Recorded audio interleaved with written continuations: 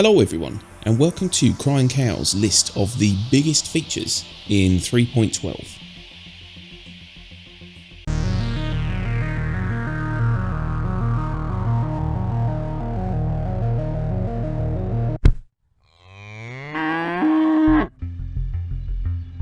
Space Station Refinery decks can now be found at L1 stations that allow players to drop off mined materials to be refined, buy new mining equipment, or rent mining based ships and vehicles.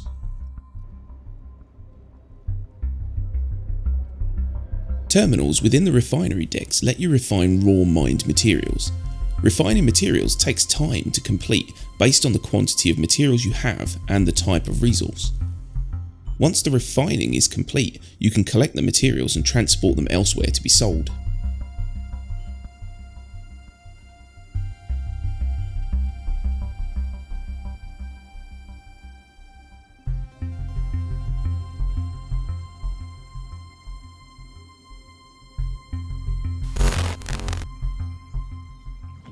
The Esperia Talon and the Shrike variant are both now available.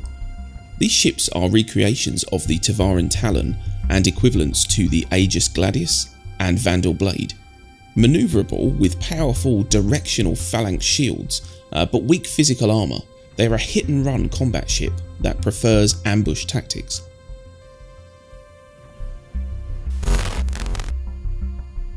Tractor Beam Tier 0 implementation comes to 3.12, with the initial implementation of a tractor beam device that attaches onto a multi-tool.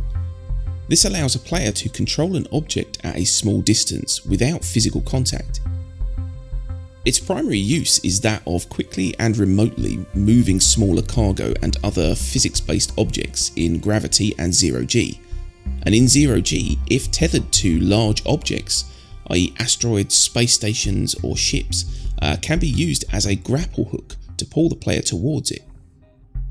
This includes a tractor beam UI that displays force and distance gauges as well as indications if the tether is close to breaking. Players can rotate a tethered item by holding R and moving the mouse cursor. This can be purchased in-game at multiple locations such as Cubby Blast in Area 18 and Shubin Interstellar in New Babbage. Ship entry identification adds dynamic AR markers onto a player's display when in close proximity to their vehicle to aid in entry. These contextually change depending on whether the vehicle is landed or in space to only show valid entry methods.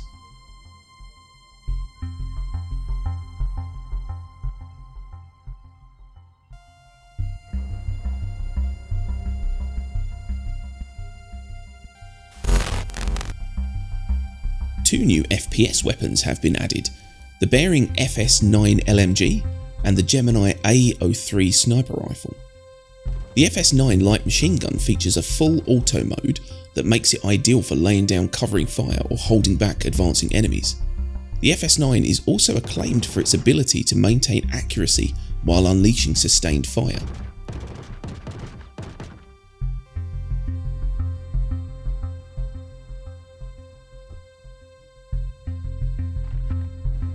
The A03 is a versatile semi-auto sniper rifle with the ability to fire quickly at the cost of accuracy. This weapon has an integrated scope and attachment points on the barrel and underbarrel.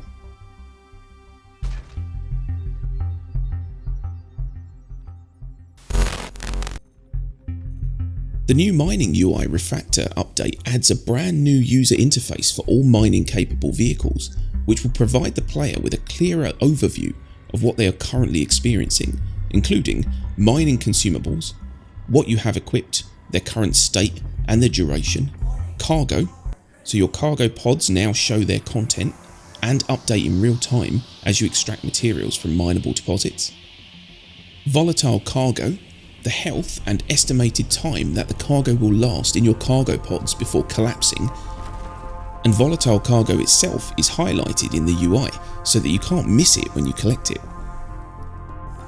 And Flight UI, the current flight and gimbal settings your ship has active are visible at all times. 3.12's countermeasure improvements are changing things up a bit. single countermeasures will be less effective, but players will have the ability to choose how many should be fired with each burst. Different missiles will have varying degrees of countermeasure resilience.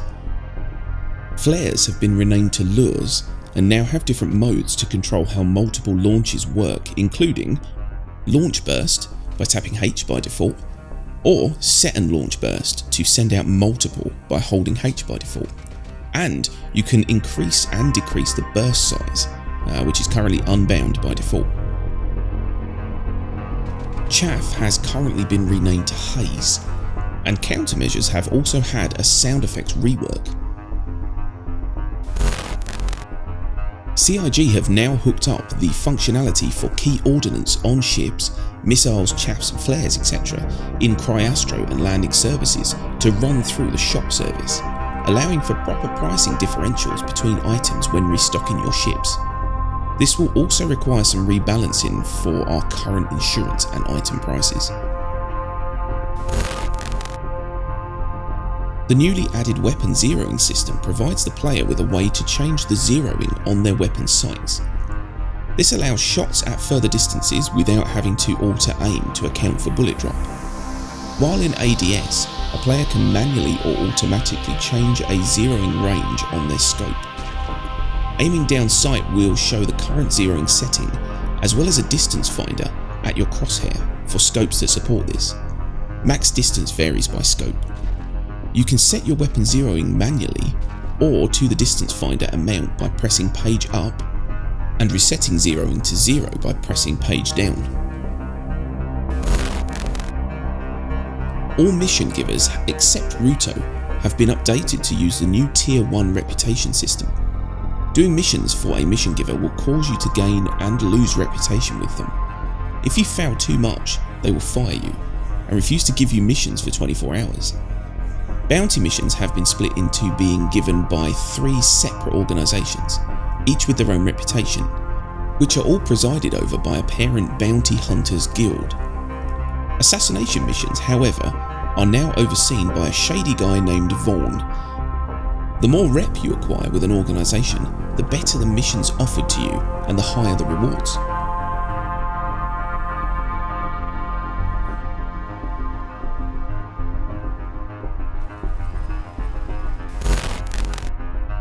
Okay, so there you have it folks, that is our biggest features list for 3.12. We hope you find this useful, we hope you find it informative.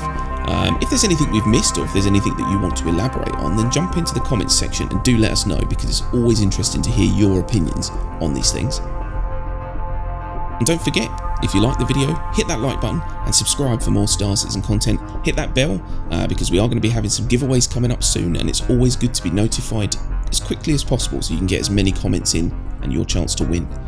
But that is pretty much it, so we really appreciate you guys for watching. We are going to do our best to get a few more bits and bobs out before Christmas, but we're getting close now. And Christmas, I think, is going to be a strange one for a lot of people. So as best you can, have a safe and happy Christmas and New Year. And if we don't speak to you again before, then yes, all the best for 2021. And yeah, that's it. So thanks again for watching, and we'll see you again soon. Bye bye.